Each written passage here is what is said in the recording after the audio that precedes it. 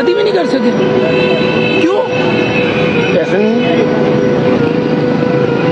Bill भी जमा नहीं करा सके?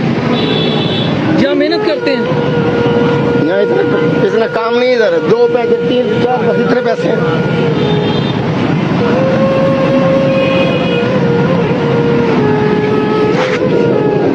नाज़रीन कराम, हो सकता है कि क़यामत गुज़र चुकी हो उस मुल्क पाकिस्तान के ऊपर और ये मुल्क पाकिस्तान के शहरी जहन्नुम में रह रहे हो। एक वीडियो क्लिप हमारी नज़र से गुजरा। हम तमाम पॉलिटिकल पेजेस को फॉलो करते हैं, ज़ाहिर बात है हमारा काम है ख़बरें निकालना, ख़बरें देना, करंट अफेयर से रिलेटेड बात करना। तो एक पाकिस्तान का शहरी हमारी नज़र से गुजरा, एक पॉलिटिकल पार्टी के पेज पे उसकी वीडियो लगी हुई थी, जैसा कि आपने सुन रखा है और मज़ीद अगर नहीं सुना तो मैं आपको बताने जा रहा हूँ। हुजूर वाला मामलात ऐसे हैं कि एक वक्त आता है कि जब जिस मुल्क पाकिस्तान, अब माजी की बात कीजिए, कभी यजीदियत आई, कभी फ़िरौन आया, कभी नमरूद आया, लेकिन मालूम ये होता है कि इस मुल्क पाकिस्तान के अंदर सारे इकट्ठे आ गए। इस मुल्क पाकिस्तान के अंदर एक शहरी इस्तदा कर रहा है कि मेरी 4 बेटियां हैं और मेरी 4 बेटियों की शादी मैं नहीं कर पा रहा। पिछले अरसा दराज से 4 दहाइयों से मैं पंक्चर की दुकान पे काम करता हूँ, मेरी अपनी पंक्चर की दुकान है, 17,000 रुपये बिल है, मैं कहाँ से पे करूँ? मेरी सकत से बाहर है।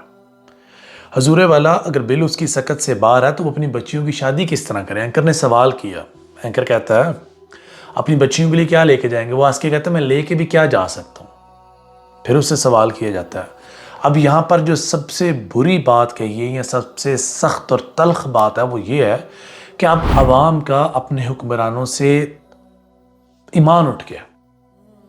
पहले हम सुनते थे कि हुकूमत वक्त से इल्तिजा है, रहम करें, हुकूमत वक्त से अपील है, रहम करें, चीफ जस्टिस से दरख्वास्त है कि रहम करें, चीफ जस्टिस से दरख्वास्त है कि हम इंसाफ दिलाएं। इस तरह के जुमले जो माजी में हम सुनते थे, आज शायद मार्केट में वो भी नापैद हो चुके। शायद मुंह बोलता सबूत इस बात का ये बुजुर्ग हैं जो सीधे लफ्ज़ों में कह रहे हैं, जी मैं बात आज से तकरीबन 1 साल पहले कह रहा था अपने वीलॉग्स के अंदर, डरिए उस दिन से जब इस गरीब आवाम का हाथ होगा, आपका गिरबान होगा, मैशर का मैदान होगा, जब सारे बराबर होंगे, शुरफा उमरा। ये शख्स तो पॉइंट आउट कर रहा है ना कि मैं गिरबान पकड़ूंगा शहबाज शरीफ का और इसहाक डारू से बड़ा चोर डाकू है। देखें, हम लोग कर्जे लेते हैं, हम लोग कर्जे इसलिए लेते हैं ताकि आवाम को रिलीफ दे सकें, लेकिन ये कर्जे किस तरह के हैं हुजूर वाला कि एक जानिब हम आवाम को कर्ज़ों के बोझ तले दफनाते चले जा रहे हैं और बिल्कुल ऐन उसी वक्त दूसरी जानिब हम बिजली के बिलों की मद में, पेट्रोल को लेवी की मद में और दीगर ज़रूरियात ज़िंदगी को जो महंगे करते जा रहे हैं। तो हुजूर वाला मेरी समझ से, मेरी दस्तरस से, मेरी अकल से बाहर है कि जो हम फंड्स ले रहे हैं, जो हम IMF से लोन ले रहे हैं, वो लग किधर रहा? अगर आवाम इतने टैक्सेस पे कर रही है और आवाम के ऊपर इतना बोझ डाला जा रहा है तो फिर जनाबे वाला ये कर्जे लेने के ढकोसले क्यों?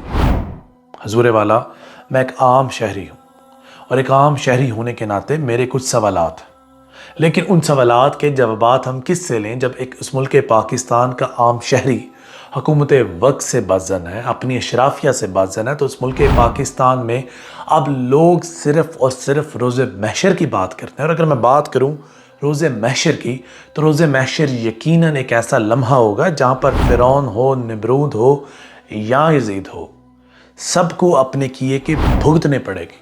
और वहाँ पर डरिए उस दिन से जो आतिशे जहन्नम का जो माल, जो ईंधन हमने इकट्ठा कर रखा है, हुक्मरानों ने गरीब आवाम के मुंह से जो नवाले छीन लिया, अब लोग यकीनन फाकों मार रहे हैं। उस मुल्क पाकिस्तान के अंदर जो वापडा जैसा अदारा है वो रिक्वेस्ट कर रहा है पुलिस से कि उन्हें प्रोटेक्शन चाहिए। क्यों? इस मुल्क पाकिस्तान में हालात इस नहज पर क्यों लाए गए, एक बहुत बड़ा मुअम्मा है जो शायद इस मुल्क पाकिस्तान के आम शहरियों से हल नहीं हो। जुम्मतुल मुबारक का दिन था और इस मुल्क पाकिस्तान में शायद कोई एक कोना भी ऐसा नहीं था जहां पर लोगों ने बिजली के बिलों के खिलाफ एहतजाज न किया हो। लेकिन इसका रिजल्ट क्या निकला? हुजूर वाला सिफर। जब आवाम की चीखें इक़्तिदार के अवानों तक ना पहुंच पाएं और इक़्तिदार में बैठे हुए नशे की ताकत में धुत लोग जो इक़्तिदार का मज़ा ले रहे हैं और सिर्फ तमाम तर माल IMF की सूरत में जो कर्ज़े हमने लिए इस मुल्क पाकिस्तान की फलाह व बहबूद के लिए, उसको अपने ज़ाती इस्तेमाल में जब लेके आएंगे तो यकीनन अवाम फटेंगे, अवाम उठेंगे, अवाम शोर गुल बर्पा करेंगे और जो अवाम से हुआ अवाम करेंगे। آپ کو بولنے والے لوگ نہیں پسند، آپ ان کی آواز دبا سکتے ہیں، لیکن اس وقت معاملات چند لوگوں کے ہاتھ سے نکل کر پبلک کی ڈومین میں آ چکے ہیں۔ حضور والا، معاملات تھمیں گے یا نہیں تھمیں گے، میں یہ بات شرط لگا کر کہہ سکتا ہوں کہ حالات آنے والے دنوں میں اس سے مزید بدتر ہوں گے۔ ابھی کسی ڈی پی او نے کال کیا اور اس نے بولا بھائی آپ خدارہ 15 پر کال کریں، خودکشی نہ کریں۔ کتنی جگہوں پر ڈی پی او راشن لے کر پہنچے گا؟ یہاں پر ہمیں ایک آرگنائزڈ پلان کی ضرورت ہے، ہمیں ایک آرگنائزڈ منصوبے کی ضرورت ہے۔ آنے والے وقت اس ملک پاکستان کے لیے کچھ اتنے سازگار نہیں ہونے جا رہے۔